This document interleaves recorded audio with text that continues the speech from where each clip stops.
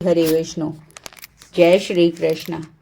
कार्तिक मास महात्म्य 31वां अध्याय।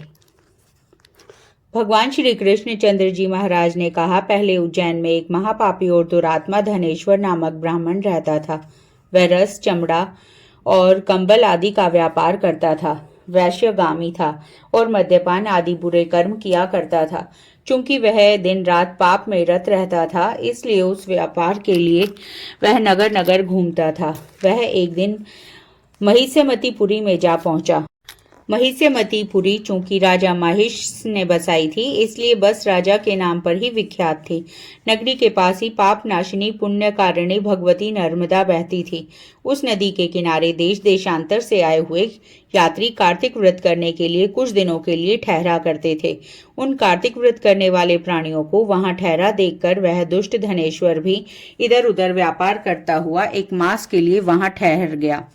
अपने माल को बेचता हुआ वह नर्मदा नदी के तट पर घूमता हुआ ब्राह्मणों को देव पूजा में अक्सर लगा हुआ देखता कि कोई पुराण पढ़ रहा है, कोई सुन रहा है, कोई भगवत कीर्तन कर रहा है, कोई भजन सुन रहा है, कोई ध्यान में लीन है और कोई तुलसी की माला धारण किए हुए है। बस इसी तरह वह भगवत भक्तों के बीच में रहा और वैष्णवों के दर्शन करता रहा, उनको स्पर्श करता रहा, उनसे वार्तालाप करता रहा और भगवान विष्णु का नाम स्मरण के पुण्य को अर्जित करता रहा। वह कार्तिक के व्रत की उद्यापन विधि तथा जागरण को भी देखता रहा। उसने पूर्णिमा को देखा कि व्रती ब्राह्मणों और गऊ आदि को भोजन करवा रहे हैं और उनको दक्षिणा आदि भी दे रहे हैं। उसने नित्य प्रति भगवान शंकर की प्रसन्नता के लिए होती दीपमाला भी देखी। त्रिपुर नामक राक्षस के तीनों पुरों को भगवान शंकर ने इस तिथि को जलाया था।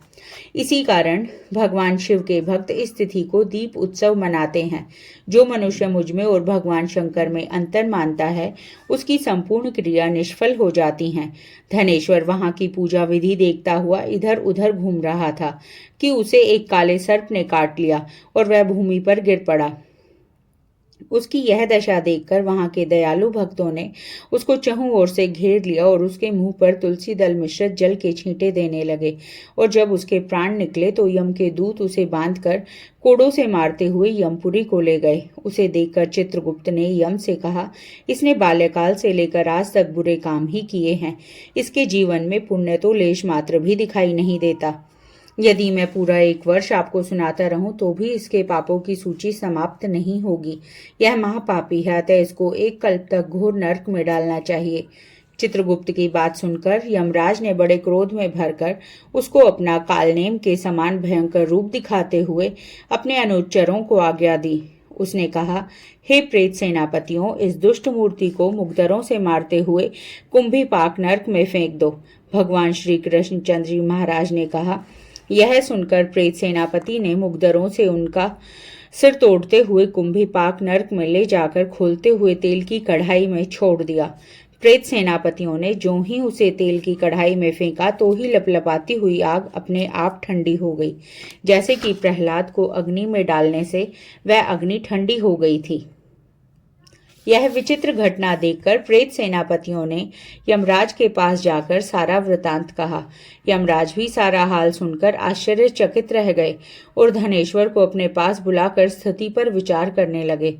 उसी समय नारायण नारायण का कीर्तन करते हुए देवर्षि नारद भी वहां आ पहुंचे और यमराज से कहने लगे, हे अरुण नंदन यमराज, यह ब्राह्मण नरक में डाले जाने योग्य नहीं है, क्योंकि इसने अंत समय में कुछ शुभ कर्म किए हैं जो कि नर की आत्मा को नष्ट करने वाले हैं। जो लोग भगवत भक्तों का दर्शन करते हैं, उनसे वार्तालाप करते हैं और उनका स्पर्श करते हैं, चाहे उन्होंने कोई पुण्य कर्म न किया हो, सहज स्वर्ग के अधिकारी हो जाते हैं। अतः धनेश्वर भी पुण्य आत्माओं के संग व स्पर्श से स्वर्ग का अधिकारी हो गया है। अतएव यह पुण्य आत्मा है, इसे यक्ष योनि दो और केवल इसे पाप भोग करने वाले नरक दिखा दो। भगवान श्री कृष्णचंद्र जी महाराज ने कहा। जब देवर्षि नारद ऐसा कहकर चले गए तो धनेश्वर को पुण्य आत्मा समझते हुए यमराज ने दूतों को उसे सिर्फ नरक दिखाने की आज्ञा दी। जय श्री हरि। 32वां अध्याय। भगवान श्री कृष्णचंद्र जी महाराज ने कहा, प्रेतपति यमराज की आज्ञा से धनेश्वर को नरकों के पास ले गया और उनको दिखाता हुआ कहने लगा, हे धनेश्वर, इन भयंकर नरकों को देखो जिसमें कि पापियों को यम के दूत सदा ही दुख देते रहते हैं। यह देखो, यह तप्तवाचुक नामक भयंकर नरक है। इसमें देह जलने के कारण पापी विलाप कर रहे हैं। भोजन के समय जो प्राणी भूखों को भोजन नहीं देते वह बार बार नरक में डाले जाते हैं। वह मनुष्य जो गुरु, अग्नि, ब्राह्मण, गो, वेद और राजा इनको लात मारते हैं, उनके पर भयंकर नरक में जलाए जाते हैं। यह 6 प्रकार के नरक अतिशय पापों के करने पर मिलते हैं। अब देखो, यह दूसरा अंधक मिश्र नामक नरक है। हे ब्राह्मण, सुई की भांति मुख वाले तमोत नामक कीड़े इन पापियों को काट रहे हैं। इस नरक में दूसरों को दिल दुखाने वाले पापी गिराए जाते हैं। अब यह तीसरा कृत्य नामक भयंकर नरक देखो। इस नरक में पापी आरे से चीरे जाते हैं। यह नरक भी 80 मंत्रवर्ण आदि भेदों से 6 प्रकार का है। इसमें स्त्री और पुत्रों में वियोग कराने वाले प्राणियों को कढ़ाई में पकाया जाता है। 2 प्रियजनों का विछोह कराने वाले प्राणी भी यहाँ 80 मंत्र सभी तलवार की धार से काटे जाते हैं और कुछ भेड़ियों के डर से भाग जाते हैं। और अब तुम यह चौथा नरक देखो। इसका नाम अर्गल है। इसमें पापी जोर जोर से चिल्लाते हुए इधर उधर भाग रहे हैं। इधर नाना प्रकार की या सांपों फिर यमदूत पापियों को चढ़ा रहे हैं। यह नरक भी वध आदि भेदों से 6 प्रकार का है।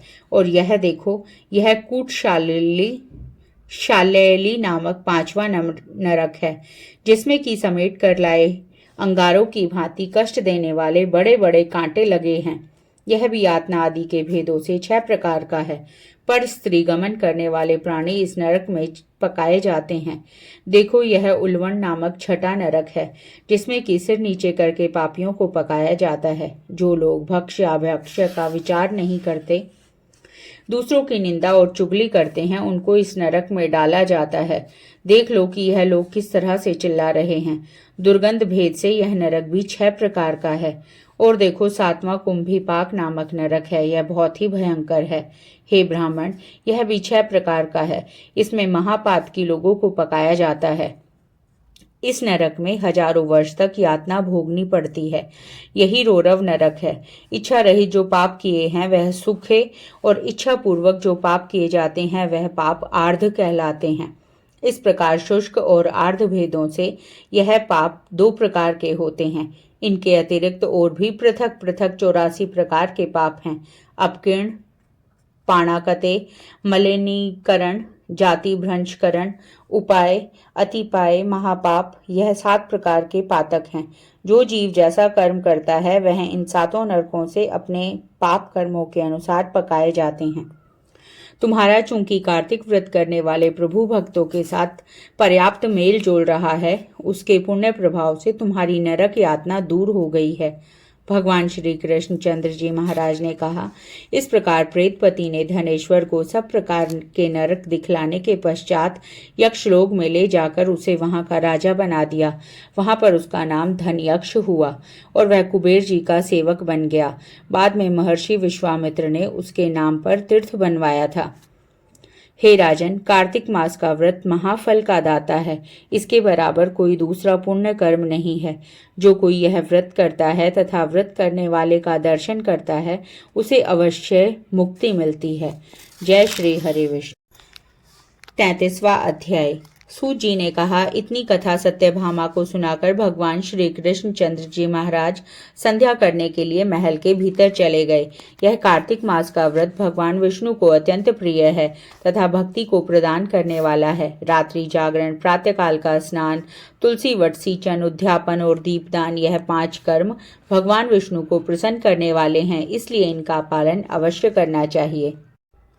ऋषियों ने कहा, भगवान विष्णु का प्रिय, अधिक फल का देने वाला, शरीर के रोम रोम को प्रसन्न करने वाला, इतिहास पूर्वक जो कार्तिक महात्म्य आपने कहा है, मोक्ष की चाहना करने वालों या भाग के इच्छुक मनुष्यों को यह व्रत अवश्य करना चाहिए। किंतु हम एक बात आपसे पूछना चाहते हैं, वह यह है कि यदि कार्तिक मास का व्रत करने वाला किसी संकट में फंस जाए या वह जंगल में हो अथवा वह किसी रोग से ग्रस्त हो जाए तो फिर वह कार्तिक का व्रत किस प्रकार करे, क्योंकि यह भगवान विष्णु का अतिशय प्रिय और मुक्ति भक्ति प्रदान करने वाला व्रत किसी प्रकार भी नहीं छोड़ना चाहिए। श्री सूत जी ने उत्तर दिया, यदि कार्तिक व्रती किसी संकट में फंस जाए तो वीरता के साथ भगवान शंकर और भगवान विष्णु के मंदिर में जाकर जागरण अवश्य करें। यदि भगवान शंकर का मंदिर या भगवान विष्णु का मंदिर पास न हो तो किसी भी देवता का मंदिर जहां पास में हो जाकर रात्रि जागरण करे। अगर घना जंगल हो तो फिर पीपल के वृक्ष के नीचे अथवा तुलसी के वन में जाकर जागरण करे। भगवान विष्णु की मूर्ति के सम्मुख बैठकर भगवान विष्णु का दर्शन और कीर्तन करे। ऐसा करने से 1000 गौओं के दान के बराबर फल मिलता है। जो व्यक्ति विष्णु के कीर्तन में बाजा बजाता है उसको वाजपेयी यज्ञ के बराबर फल मिलता है। और हरि कीर्तन में नृत्य करने वाले प्राणी को समस्त तीर्थों में स्नान करने वाला फल मिलता है। किसी संकट के समय या रोगी हो जाने पर और यदि जल न मिल सके तो केवल भगवान विष्णु के नाम मात्र से मार्जन ही कर ले। यदि उद्यापन न कर सके तो व्रत की पूर्ति के लिए केवल ब्राह्मणों को भोजन करवा देवे, क्योंकि ब्राह्मणों के प्रसन्न होने से भगवान विष्णु भी प्रसन्न रहते हैं। यदि आप दीपदान न कर सकें तो दूसरे के दीप की वायु आदि से भली भांति रक्षा करें। और यदि तुलसी का पौधा पास न हो तो वैष्णव ब्राह्मण की ही पूजा कर लें, क्योंकि भगवान विष्णु सदा अपने भक्तों के निकट ही रहते हैं। इन सब के न होने पर व्रती ब्राह्मण गो पीपल वट वृक्ष की श्रद्धा से सेवा करे। शौनक आदि ऋषियों ने कहा, आपने गो तथा ब्राह्मणों के सदृश पीपल और वट वृक्ष को क्यों बतलाया है, और सभी वृक्षों में पीपल का वृक्ष और वट वृक्ष श्रेष्ठ क्यों कहे जाते हैं।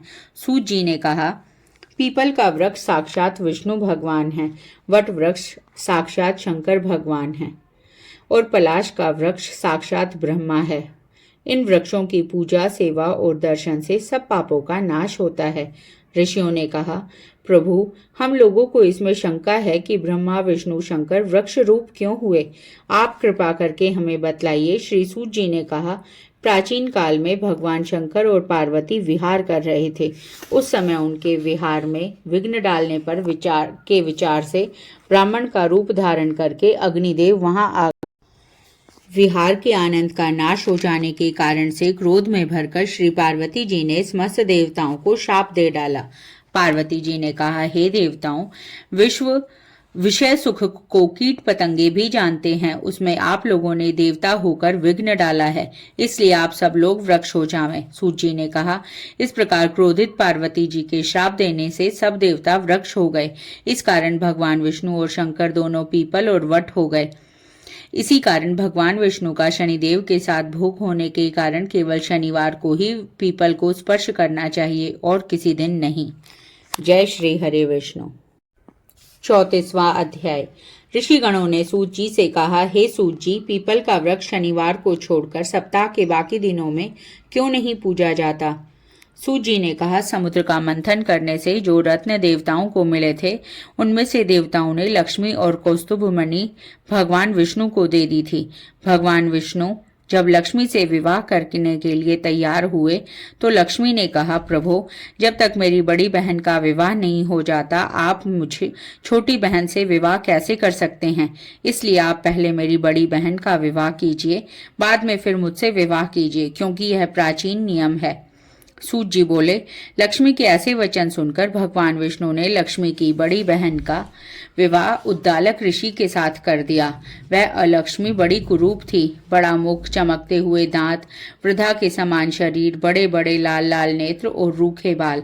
महर्षि उद्दालक भगवान विष्णु के आग्रह पर उससे विवाह कर उसको वेद मंत्रों की ध्वनि से गुंजाते हुए महर्षि उद्दालक भगवान विष्णु के आग्रह पर उससे विवाह कर उसको वेद मंत्रों की ध्वनि से गुंजाते हुए अपने आश्रम में ले आए।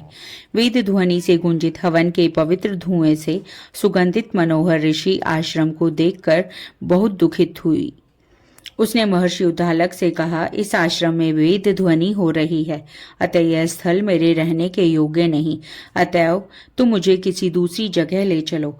उसकी बात सुनकर महर्षि उद्दालक ने कहा, तुम यहाँ पर क्यों नहीं रह सकती, और तुम्हारे रहने के योग्य दूसरी कौन सी जगह है, यह मुझे बतलाओ। अलक्ष्मी जी ने कहा, जहाँ पर वेद ध्वनि होती हो, अतिथियों का सत्कार होता हो, यज्ञ आदि होते हो, उस स्थान पर मैं नहीं रह सकती।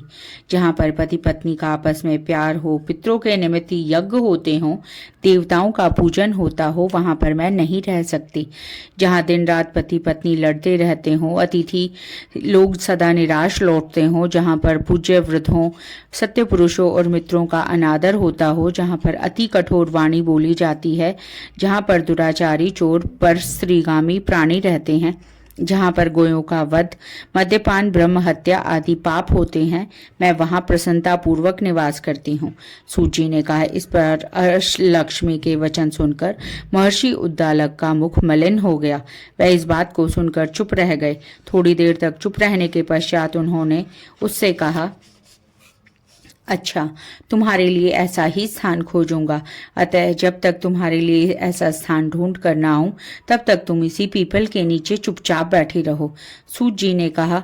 महर्षि उद्दालक उसको पीपल के नीचे बिठाकर स्वयं उसके रहने योग्य स्थान ढूंढने के लिए निकले, लेकिन जब तक बहुत काल तक प्रतीक्षा करने पर भी वापस नहीं लौटे तो अलक्ष्मी रोने लगी। उसका बुरा तरह से रोना श्री लक्ष्मी जी ने बैकुंठ में भी सुना। अपनी बहन का रोना सुन अलक्ष्मी जी व्याकुल हो गई। उन्होंने दुखी होकर भगवान विष्णु से कहा, प्रभु, मेरी बड़ी बहन अलक्ष्मी पति के त्याग देने से अत्यंत दुखी हो गई है। हे नाथ, यदि मैं आपकी प्रिय पत्नी हूँ तो आप उसे आश्वासन देने के लिए उसके पास जाइए। लक्ष्मी जी की प्रार्थना सुनकर कृपा सिंधु भगवान लक्ष्मी जी को साथ लेकर उस पीपल के पास गए जिसके नीचे अलक्ष्मी बैठी रो रही थी। उसको आश्वासन देते हुए भगवान विष्णु ने कहा, हे अलक्ष्मी, इसी पीपल की जड़ में तुम सदा सदैव के लिए निवास करो, क्योंकि मेरे ही अंश से इसकी उत्पत्ति हुई है और इसमें मेरा निवास रहता है। प्रतिवर्ष गृहस्थी लोग तुम्हारा पूजन करेंगे और उन्हीं के घर में तुम्हारी छोटी बहन लक्ष्मी निवास करेगी। स्त्रियों को विविध प्रकार के उपहारों से तुम्हारी पूजा करनी चाहिए। मनुष्यों को चाहिए कि वह पुष्प, धूप, गंध आदि से तुम्हारी पूजा करें, तभी लक्ष्मी उन पर प्रसन्न होंगी। सूत जी ने कहा, भगवान श्री कृष्ण, सत्यभामा और पृथु और नारद का संवाद तुम लोगों को मैंने सुना दिया, जिसके सुनने मात्र से मनुष्य के सब पाप नष्ट हो जाते हैं और उसे बैकुंठ लोक की प्राप्ति होती है। तुम लोगों को जो कुछ पूछना हो पूछ सकते हो, उसे भी मैं विस्तार पूर्वक कहूंगा। सूत जी की बात सुनकर शौनक आदि ऋषि महर्षि थोड़ी देर तक प्रसन्नचित्त वहां बैठे रहे। तत्पश्चात श्री बद्री नारायण जी के दर्शन करने के लिए चले गए। जो प्राणी इस कथा को सुनता और दूसरों को सुनाता है, वह इस संसार में संपूर्ण सुख प्राप्त करता है। जय हो श्री भगवान। ओम नमो नारायण। यह था कार्तिक मास महात्म्य के संपूर्ण अध्यायों का वर्णन। आप सभी को कार्तिक मास और देव दीपावली की बहुत बहुत शुभकामनाएं।